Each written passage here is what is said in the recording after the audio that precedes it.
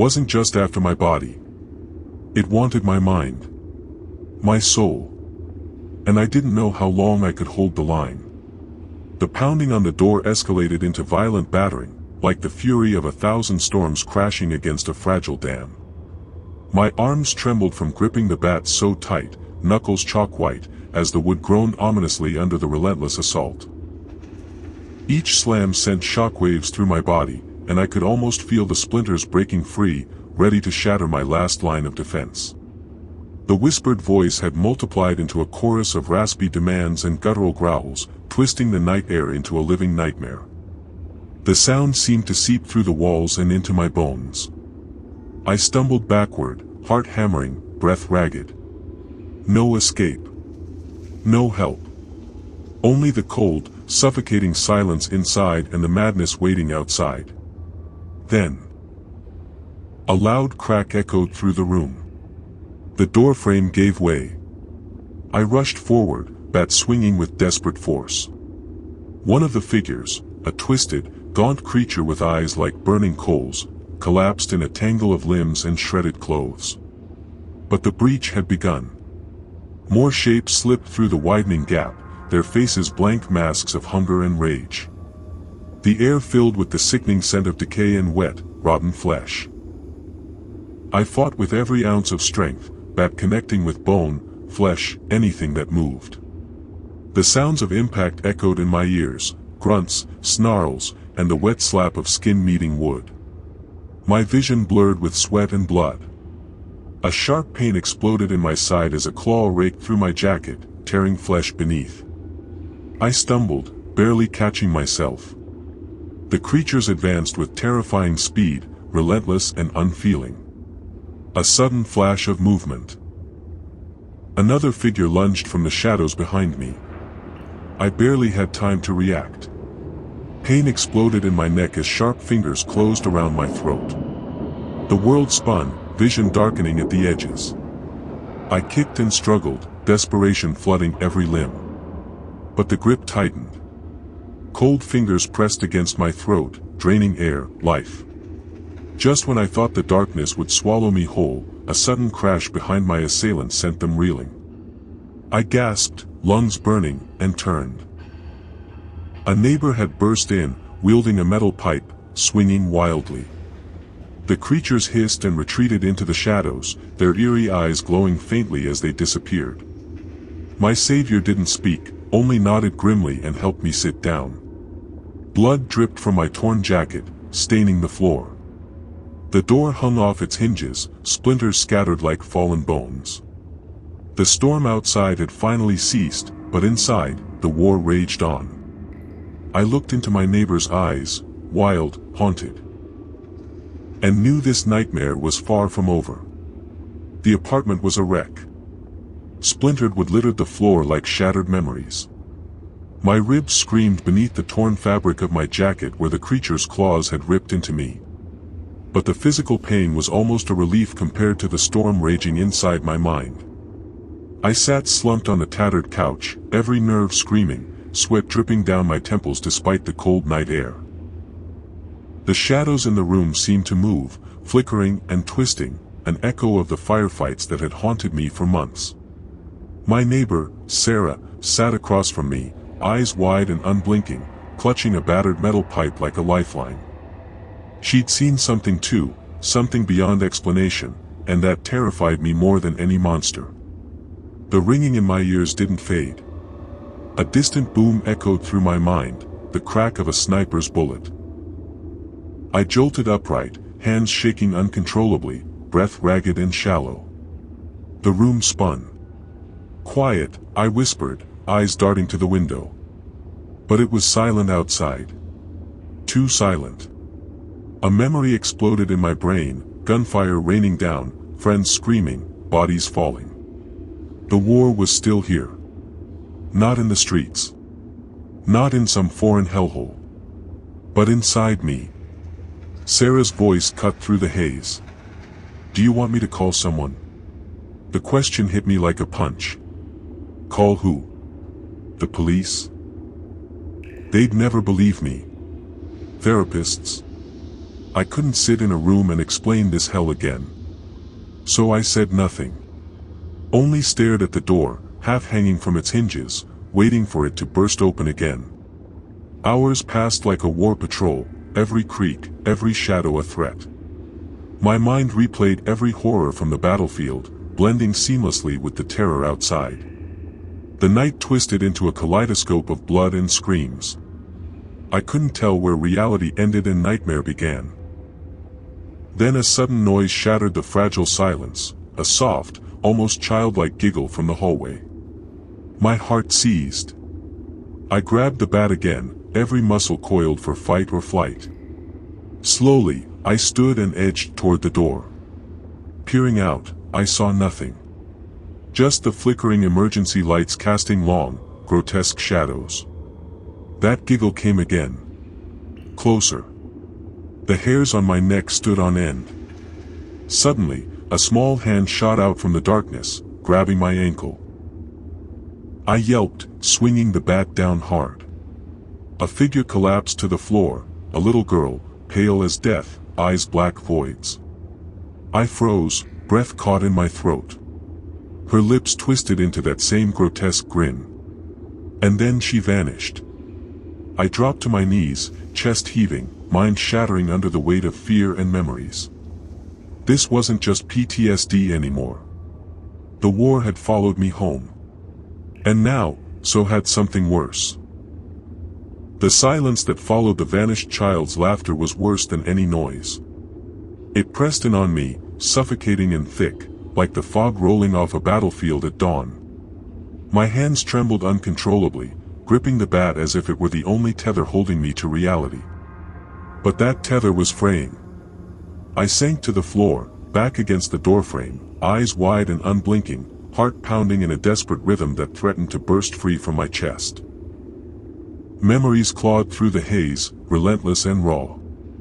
Flashback, the mortar rounds landing too close, earth erupting in violent explosions, my squad scattered like broken dolls. The screams, God, the screams, piercing the air. The metallic taste of blood, the wet thud of bodies hitting dirt. And then the sniper's shot, cold and precise, ripping through my world. I blinked, trying to shake the images away, but the lines between past and present blurred. A sudden noise. Distant footsteps in the hallway, snapped me back.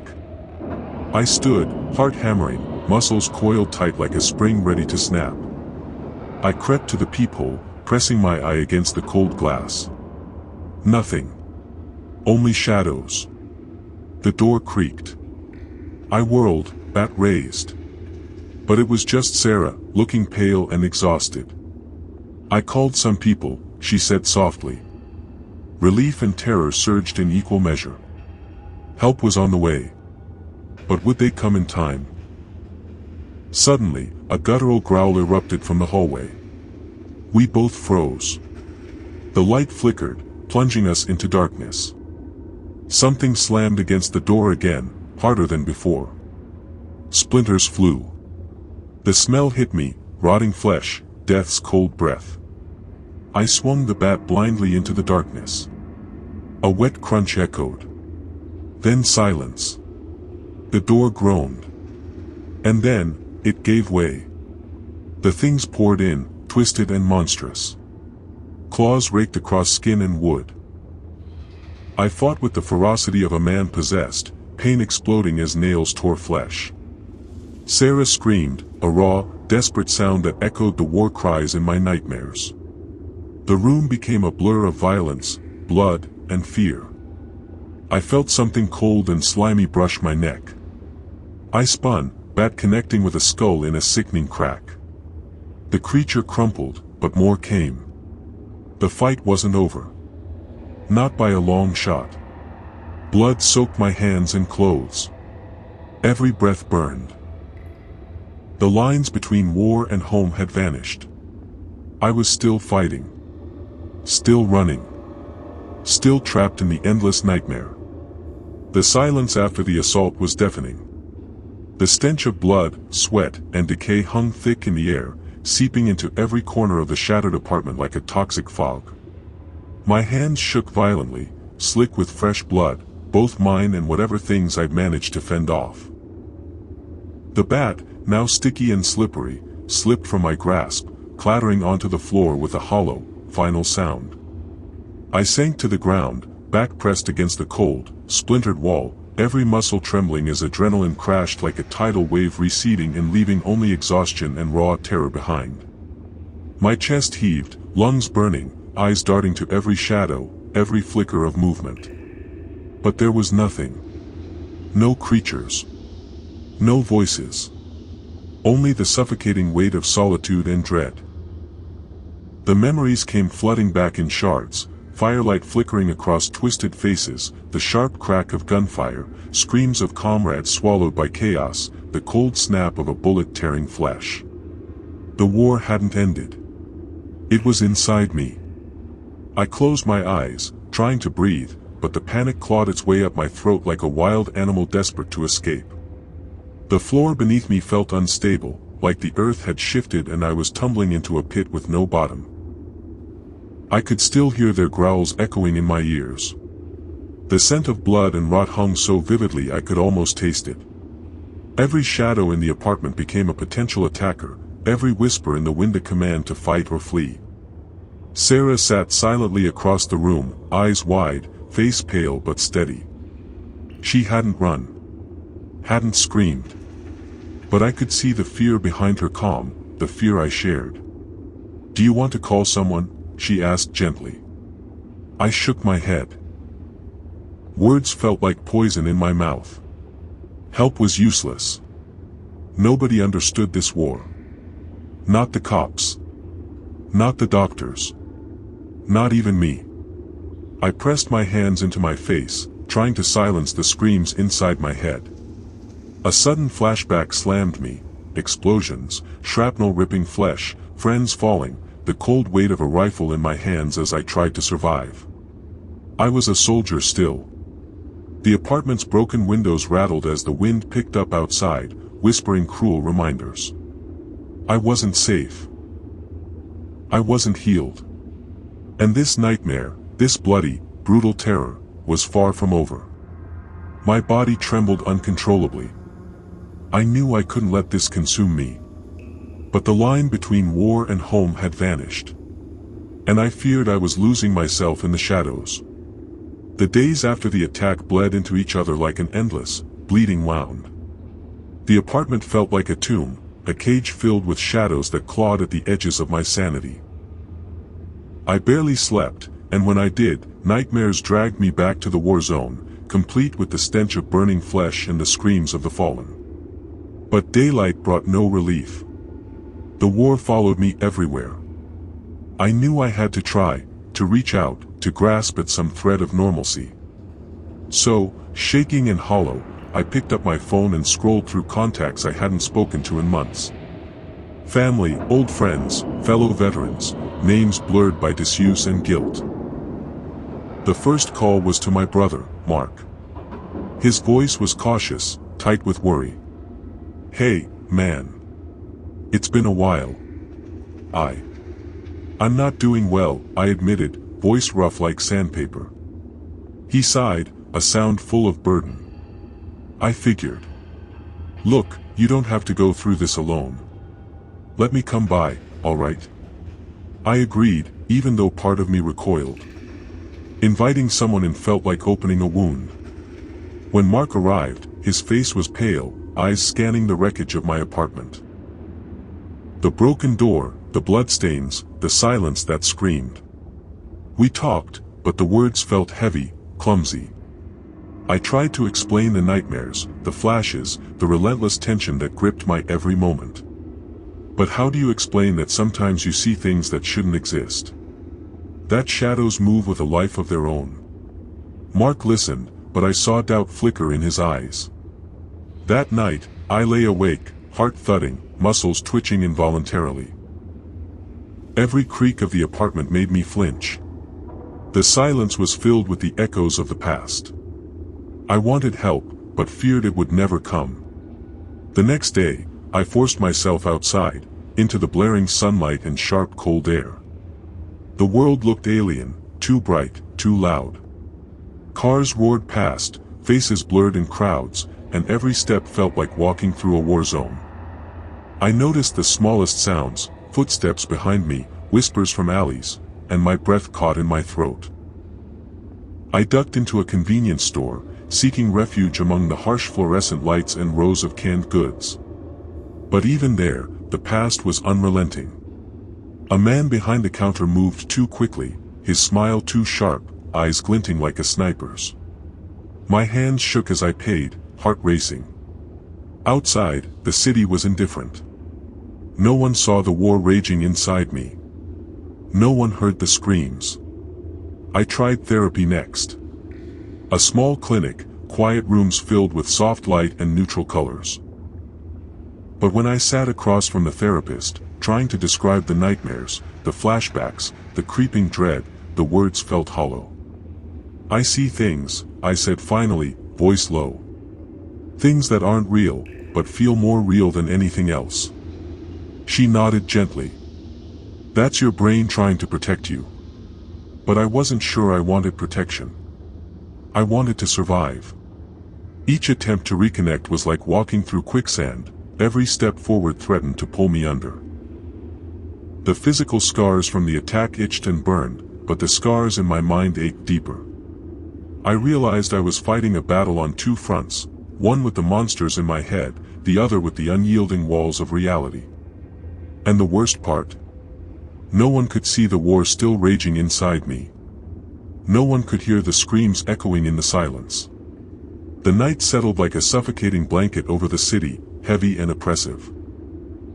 The apartment was dark except for the dull glow of a single street lamp outside my window, casting long, trembling shadows that flickered like ghosts. My body was exhausted but my mind raced, each creak, each whisper of wind setting my nerves on edge. I tried to keep the bat close, a familiar weight in my hands, but my fingers trembled uncontrollably. Every shadow felt like a threat, every passing car a potential ambush. Then, just as I was starting to convince myself that the night might pass quietly, I heard it, a soft tapping at the door. Slow, deliberate, almost casual. My breath caught in my throat. I didn't want to look. But I had to. Peering through the peephole, my eyes locked onto a figure standing there, a man, his face hidden in shadow, but the menace in his posture unmistakable. My heart hammered like a war drum. "Who is it?" I demanded, voice hoarse. No answer. Only silence. Then the tapping resumed, this time faster, more insistent. I gripped the bat tighter, adrenaline flooding through me like a violent storm. The door rattled under sudden forceful blows. Someone was trying to break in. My mind spiraled. Memories of raids, ambushes, firefights exploded in my head. I was back in the war zone. Only this time, it was real. I backed away, eyes scanning the small apartment for an escape route or a weapon. The phone. I reached for it with shaking hands, but the line was dead. Cut. Panic rose like bile. No one was coming. Suddenly, the door splintered inward. The figure lunged through the broken doorway, eyes wild and furious. I swung the bat with everything I had. A sickening crunch echoed as the bat connected with flesh. The attacker staggered but didn't fall. He grabbed a shard of broken wood and slashed wildly. Pain exploded across my arm, deep, burning, warm and sticky. Blood poured down my skin. I fought like a cornered animal, desperation fueling every strike. The room was chaos, shouts, grunts, the tearing of clothes and flesh. My breath was ragged, lungs burning, vision blurring at the edges. Suddenly, the attacker hesitated. A flicker of something in his eyes, recognition. "Why won't you just die?" he snarled. His voice was chillingly familiar. My blood ran cold. It was someone from my past, someone I thought long dead. A ghost come back with a vendetta. The fight spiraled into a brutal dance of survival. Each strike, each dodge a battle to hold on to sanity. The war inside me had manifested in this man, an external force dragging me deeper into hell. When he finally fled, bleeding and defeated, I sank to the floor, trembling and soaked in my own blood. The silence returned. But the war wasn't over. It had followed me home. The bruises bloomed across my body like dark flowers, aching with every movement.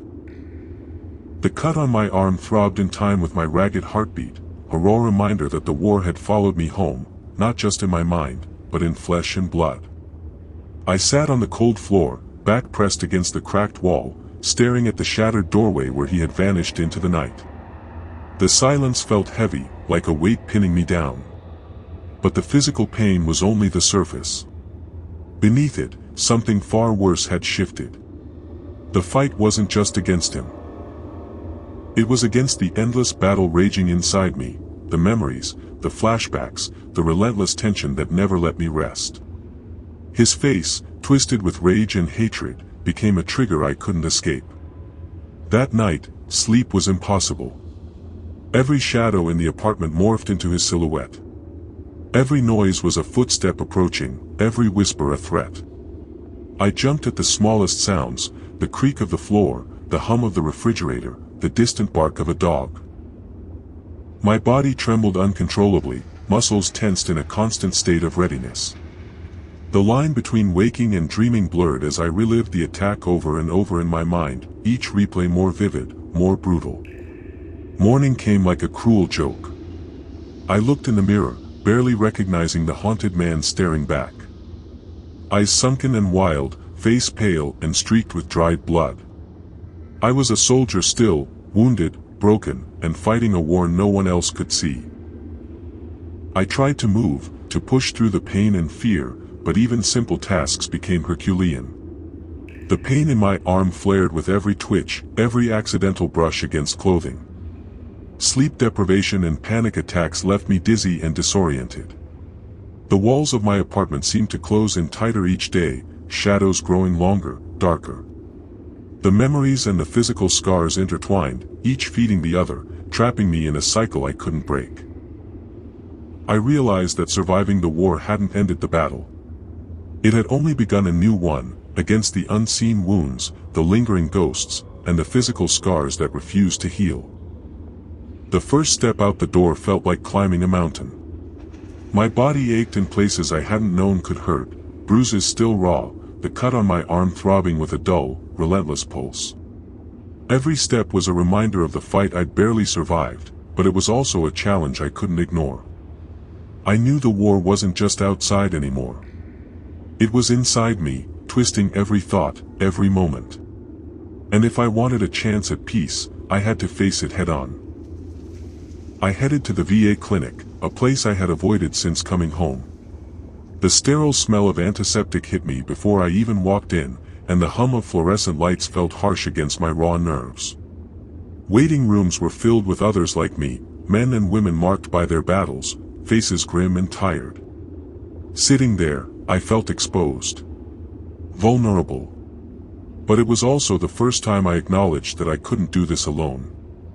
When my name was called, my legs nearly gave out. I followed the nurse down a narrow hallway lined with faded posters about mental health and coping strategies. Her smile was kind but professional, a small island of calm in a sea of my anxiety. Dr. Reynolds was waiting in a small, softly lit office. He was older, with a gentle voice and eyes that seemed to hold the weight of many stories. I sank into the chair across from him, trying to find the words. "I'm not okay," I began, voice low and cracked. "The nightmares, the flashbacks. They don't stop. And now, after the attack, I feel like I'm breaking apart."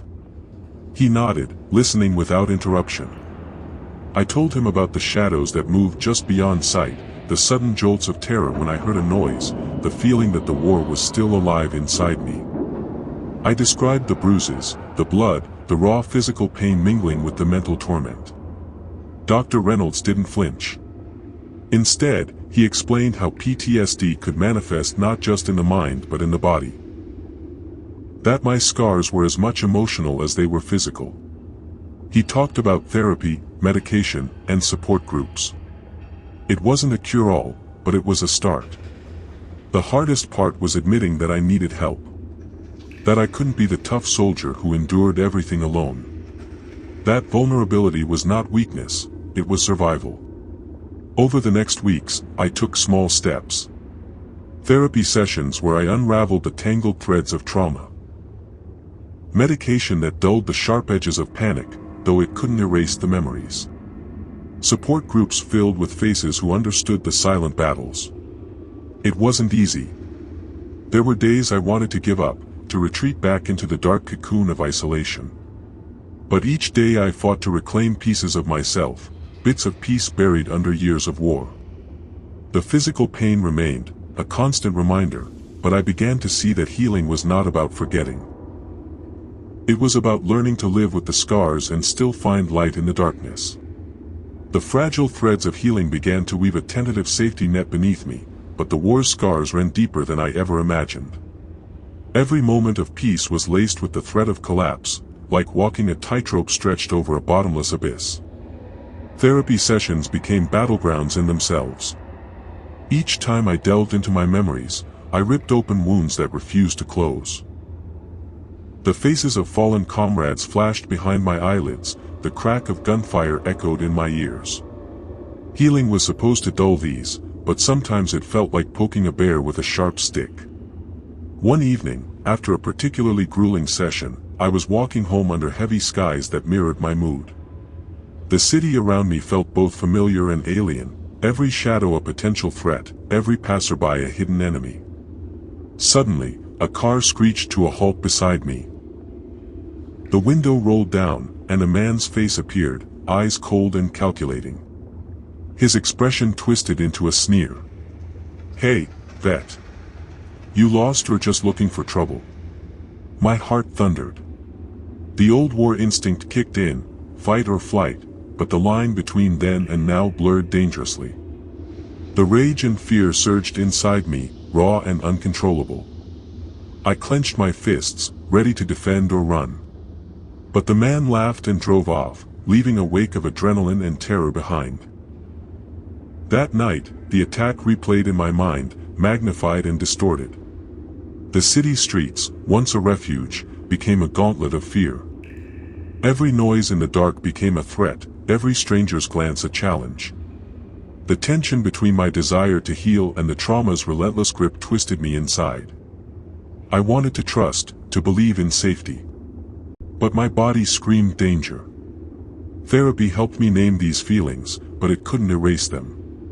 Sometimes, after progress, I plunged into deeper darkness.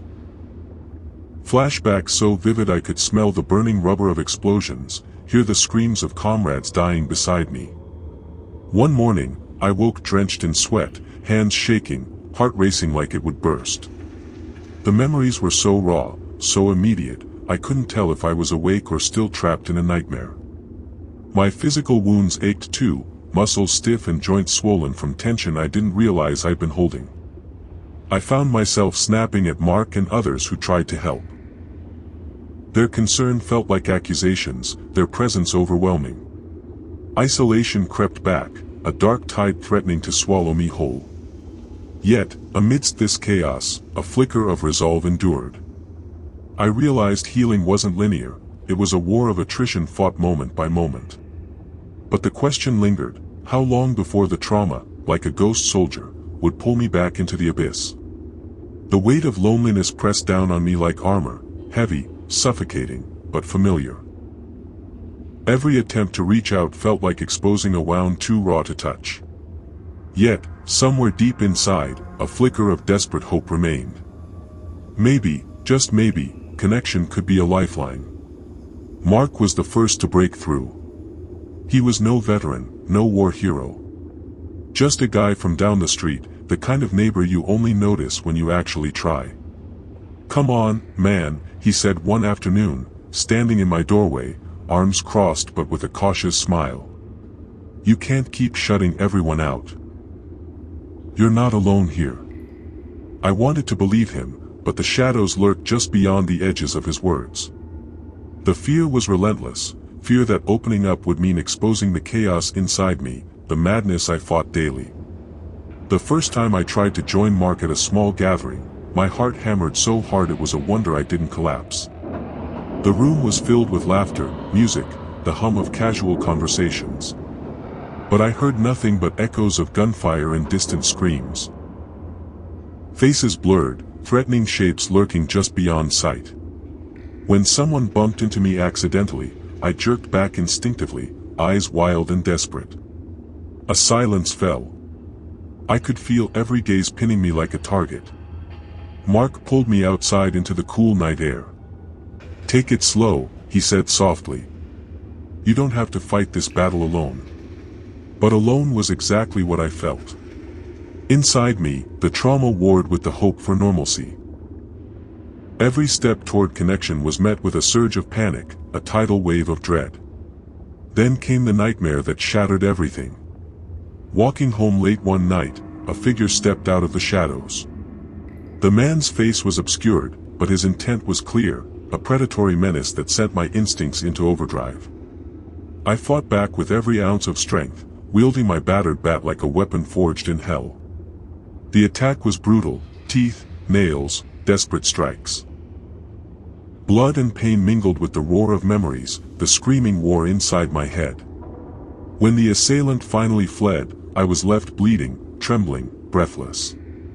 The city that once felt hostile now became a battlefield where real threats lurked, and my trauma made every shadow a potential enemy.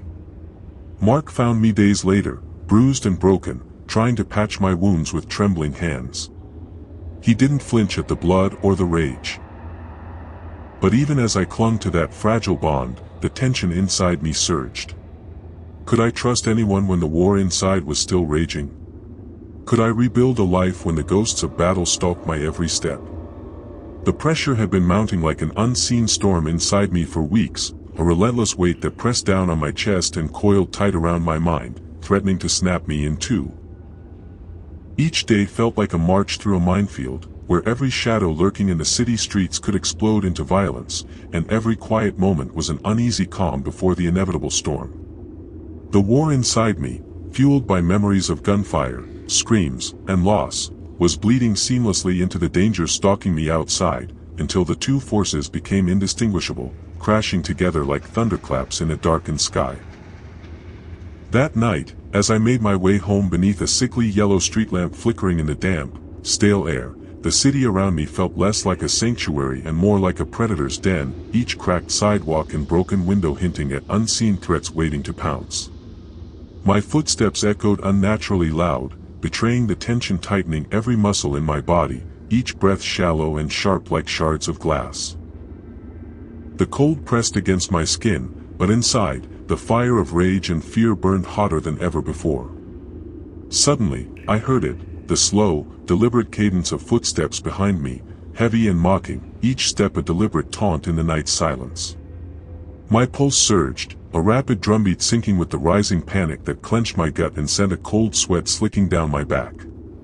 The soldier's instincts kicked in: scan, assess, prepare. But this wasn't a battlefield I recognized, and the enemy was unknown. Yet I knew the danger all too well. I spun around sharply, and there he was again, the same man who had stalked me before, his face half hidden in shadow, but his eyes unmistakably gleaming with cruel satisfaction as they locked onto mine. The flickering streetlight caught the cruel curl of his lips as he sneered, "Back for more, vet?" His voice was low, venomous, dripping with the kind of malice that chilled my blood. There was no time for hesitation. My hands clenched tightly around the battered baseball bat I kept strapped to my side, a cold comfort forged from years of survival, a weapon that had become an extension of my own battered body. The muscles in my arms coiled like springs, ready to unleash all the violence I'd learned in combat, the raw desperation of a man pushed to the edge. The fight erupted with the suddenness of a lightning strike, violent and chaotic, an explosion of movement and sound that tore through the night silence. His fists crashed into me with brutal force, each blow a sharp, burning impact that sent shockwaves through my body, but I met him with everything I had, every harsh lesson carved into my flesh and bone during years of warfare. I struck back fiercely, every swing and jab fueled by a burning rage that had been building inside me since I'd stepped foot back on home soil. Pain bloomed in dark, blossoming waves, my ribs ached as his blows landed, my knuckles throbbed, and my breath came in ragged gasps, but adrenaline blurred the edges of agony, turning every sharp pain into fuel for survival. Around us, the city held its breath, the indifferent glow of streetlights casting long shadows over the brutal dance of two desperate men fighting for their lives. The world narrowed to the sound of fists striking flesh, the stinging sting of blood mingling with sweat, and the primal roar of survival screaming inside me. Then, a sudden, searing pain sliced through my side like a jagged knife. I gasped, a strangled cry escaping my lips as something cold and hard pressed against my skin, the warmth of my blood spreading quickly and soaking into my shirt. The world tilted, my vision blurred, but even as weakness crept in, the fire in my gut refused to be extinguished. This wasn't over, not yet. With every ounce of strength left in me, I fought on. The bat swung in desperate arcs, each strike a defiance against the darkness closing in. And then, finally, the man broke. His snarls fading into the night as he stumbled away into the shadows, defeated but leaving behind the raw, burning aftermath of violence. I collapsed against the rough brick wall, trembling uncontrollably, my breath shallow and rapid, heart pounding a fierce tattoo in my chest. Blood dripped from my side, mingling with sweat, and the cold night air felt cruel against my raw skin. Around me, the city seemed to pulse with indifference, its cold silence a stark contrast to the storm raging inside my battered body.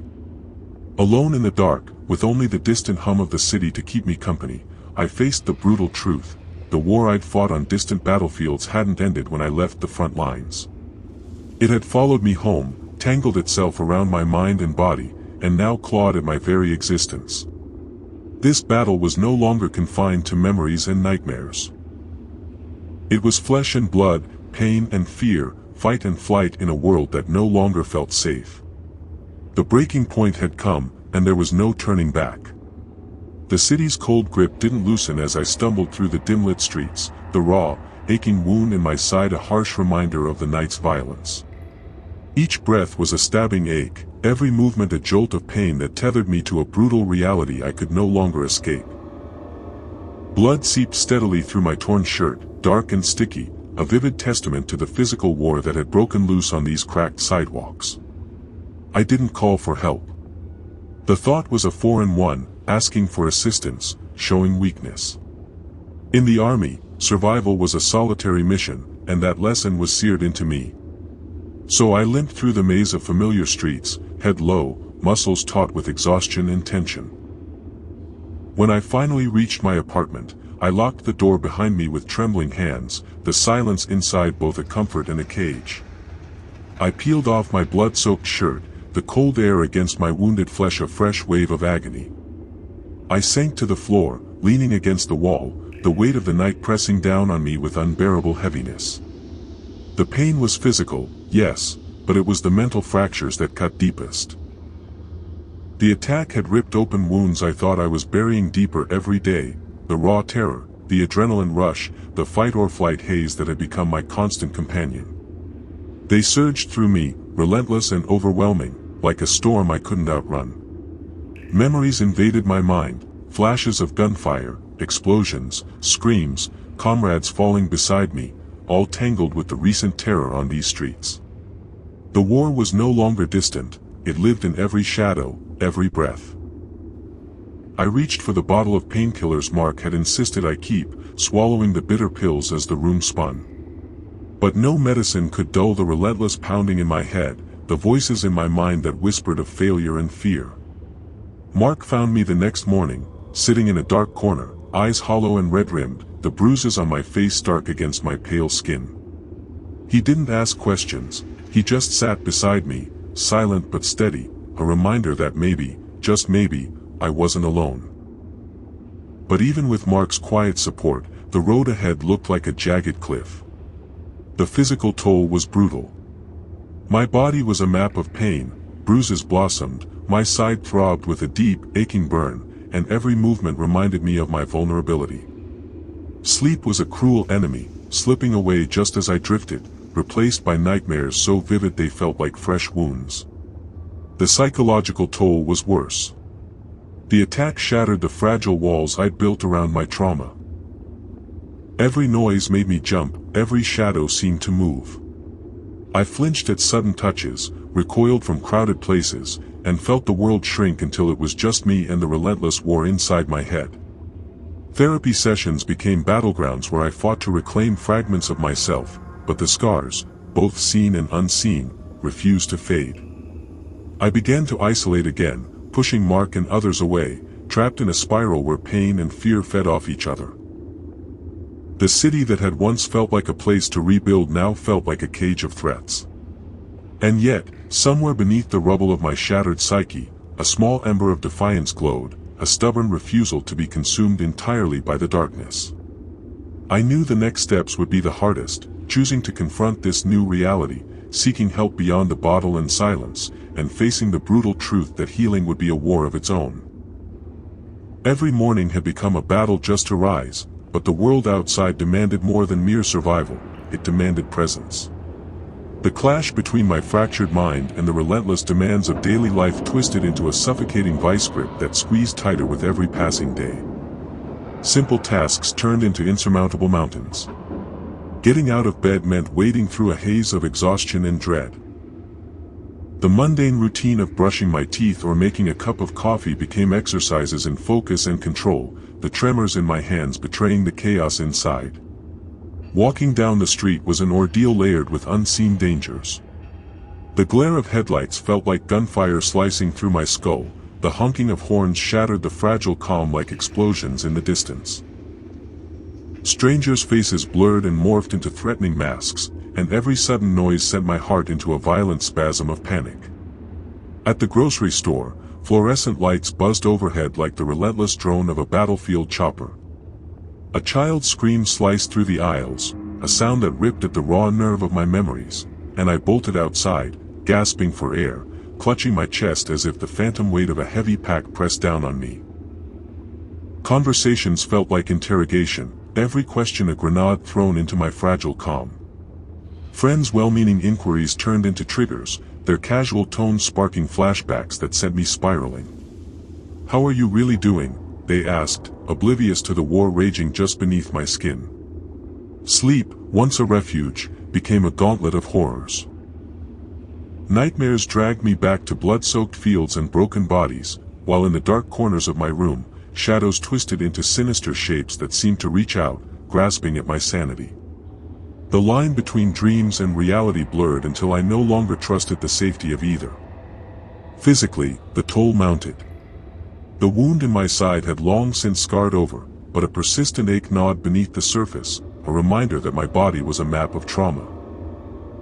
Tension clenched my muscles so tightly I feared they might snap. The slightest jolt, a car backfiring, a door slamming, sent me reeling, heart pounding, muscles tense for combat that wasn't coming.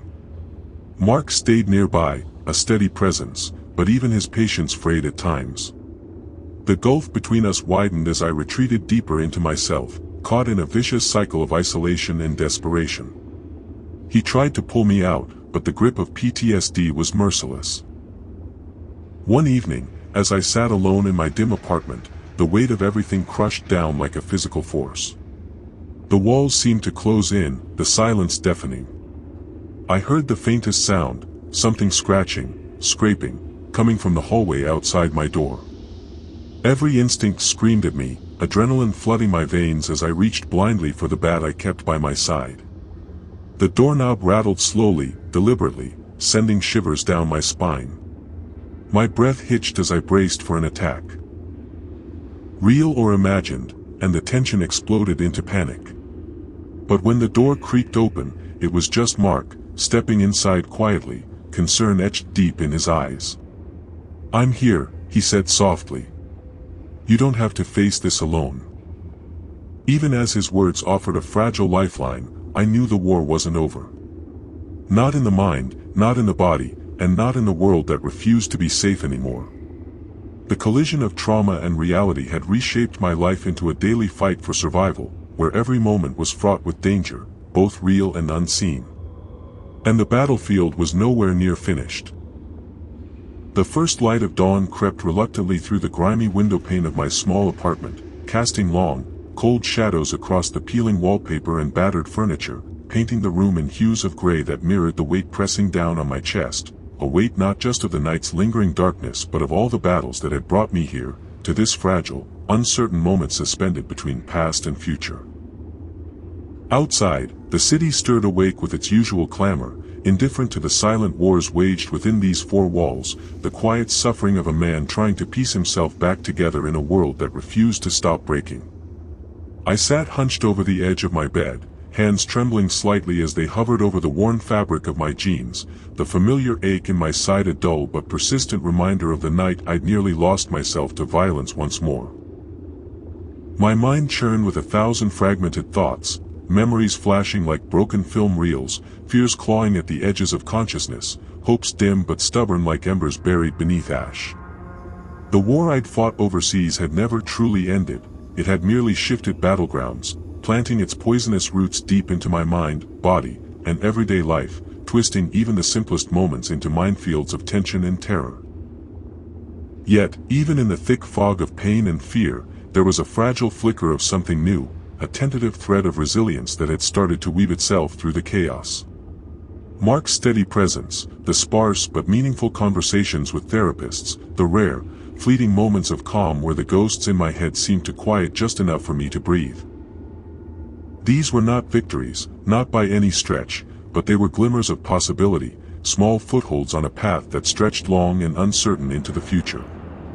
I knew the road ahead would not be a straight line toward healing but a rugged terrain littered with setbacks, moments where the past would rise up to choke the present, where the line between sanity and despair would blur and tremble under the strain of memories too sharp and too deep to ignore.